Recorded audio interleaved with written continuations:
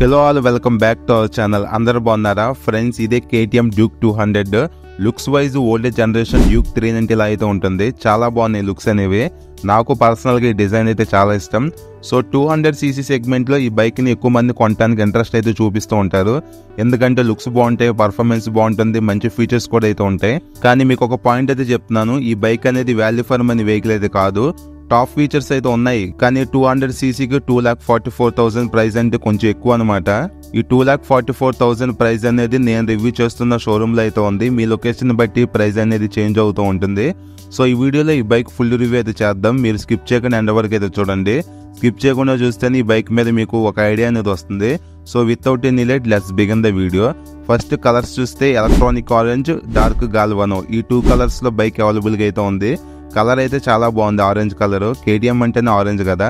So ఇంకా colour అనేది మీ taste ని బట్టి సెలెక్ట్ అయితే చేసుకోండి. ఇంకా ఈ బైక్ టెక్నికల్ ఫీచర్స్ చూస్తే ఫ్రంట్ లో 110/70 710 ఇంచ్ వైడ్ టైర్ ని ప్రొవైడ్ అయితే చేశారు. రేడియల్ టైర్స్ ఇవి, మంచి గ్రిప్ అయితే ఉంటాయి రోడ్డు మీద. ఫ్రంట్ టైర్ ప్రొఫైల్ చూడటానికి ఇలా అయితే ఉంది. ఇంకా బ్రేక్స్ గురించి డిస్కస్ చేస్తే ఫ్రంట్ లో 300mm లార్జ్ డిస్క్ బ్రేక్ అయితే ఉంది. బైబ్రేక్ కంపెనీ బ్రేక్ ప్యాడ్స్ ని యూజ్ అయితే చేశారు.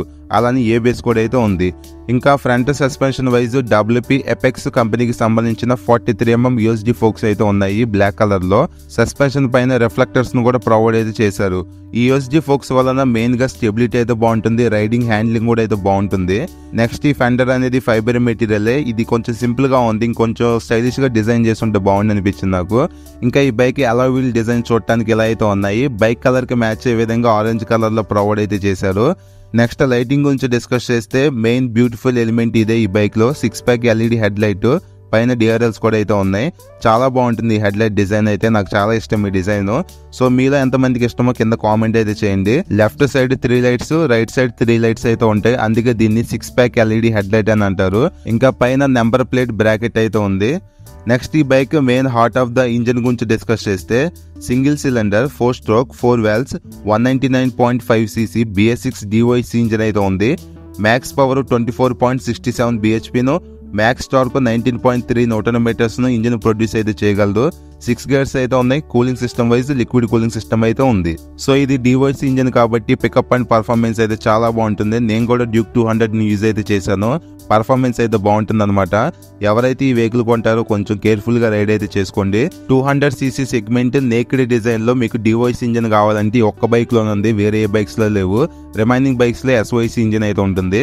ఇంకా ఈ ఇంజిన్ కూల్ చేయడానికి ఫ్రంట్ లో రేడియేటర్ అయితే ఉంది, కింద అండర్ బెల్లీ గార్డ్ అయితే ఉంది ఇంజిన్ ప్రొటెక్షన్ కోసం. డిజైన్ ఎలిమెంట్ కూడా బాగుంటుంది ఇది. ఇంకా ఈ క్రాష్ గార్డ్స్ క్వాలిటీ అయితే పర్లేదు, బాగానే ఉన్నాయి. Next back side 150/60 17 inch wide tyre అయితే ఉంది. బ్యాక్ సైడ్ టైర్ ప్రొఫైల్ చూడటానికి ఇలా అయితే ఉంటుంది. సో ఈ బైక్ లో వైడ్ రేడియల్ టైర్స్ ఉన్నాయి కాబట్టి మీకు రోడ్ గ్రిప్ అయితే బాగుంటుంది. ఇంకా బ్యాక్ సైడ్ మధ్య పడకుండా టైర్ హగ్గర్ ను కూడా ప్రొవైడ్ అయితే చేశారు.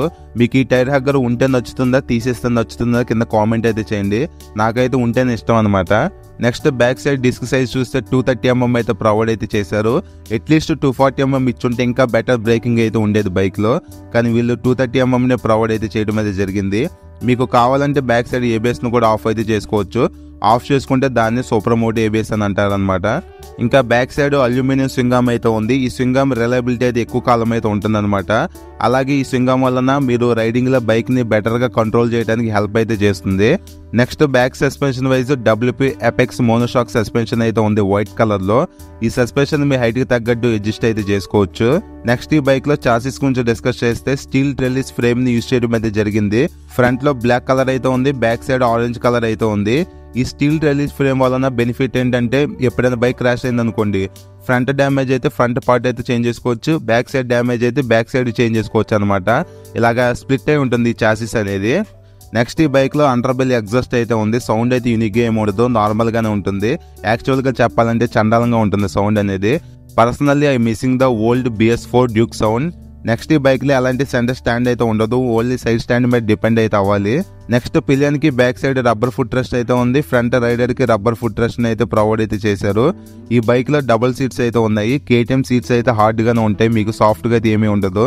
షార్ట్ డిస్టెన్స్ అయితే పర్లేదు, కానీ లాంగ్ వెళ్తే మీకు ఖచ్చితంగా పెయిన్ అయితే వస్తుంది బ్యాక్ సైడ్ అనేది. పిలియన్ సీట్ చిన్నగా అయితే ఉంటుంది, బాయ్స్ కి అయితే ఓకే, కానీ ఫ్యామిలీకి యూజ్ చేసుకోవాలంటే కష్టమే.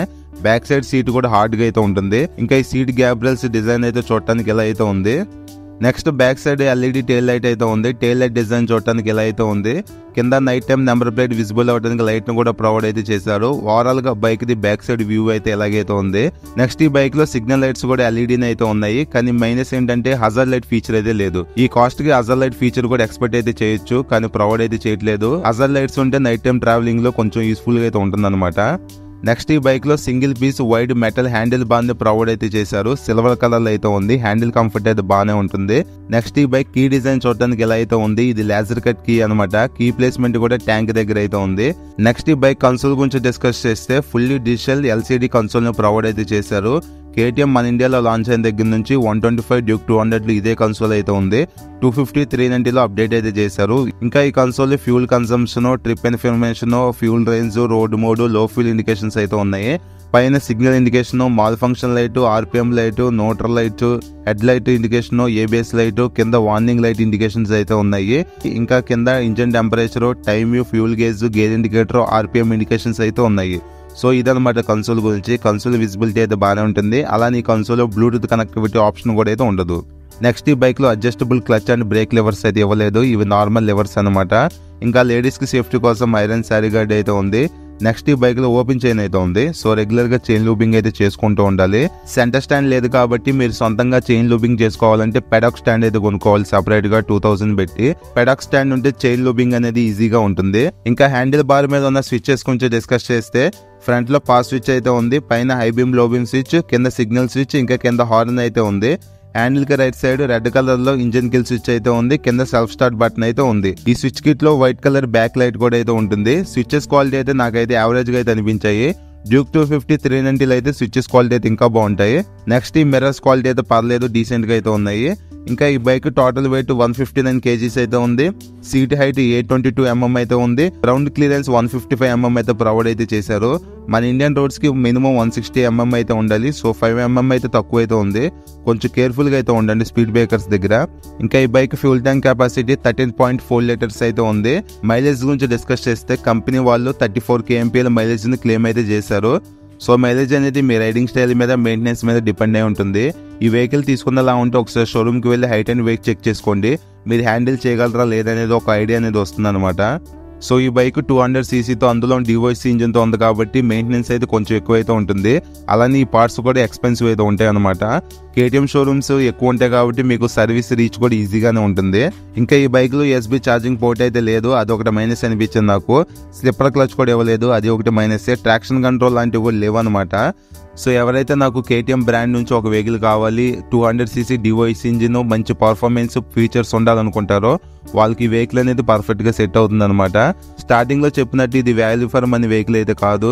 మనీ ఎంతైనా పర్లేదు అనుకుంటే ఇది ది బెస్ట్ వెహికల్ అనమాట. లేదు మనీ వైజ్ క్యాలిక్యులేషన్ చేసుకుంటే 200cc కి ఈ ప్రైస్ అనేది లిటిల్ బిట్ ఎక్స్పెన్సివ్ అయితే ఉంది. సో ఇది ఫ్రెండ్స్ ఓవరాల్ గా ఈ బైక్ గురించి నేను మీకు ప్రతి పాయింట్ అయితే షేర్ చేసి అనుకుంటున్నాను. నేనేమైనా మిస్ అయ్యి ఉంటే కింద కామెంట్ అయితే చేయండి, మీ కామెంట్ కి రిప్లై అయితే ఇస్తాను. సో ఈ వీడియో నచ్చితే లైక్ చేయండి. మన ఛానల్ ఫస్ట్ టైం చూస్తే సబ్స్క్రైబ్ అయితే చేసుకోండి. Thank you.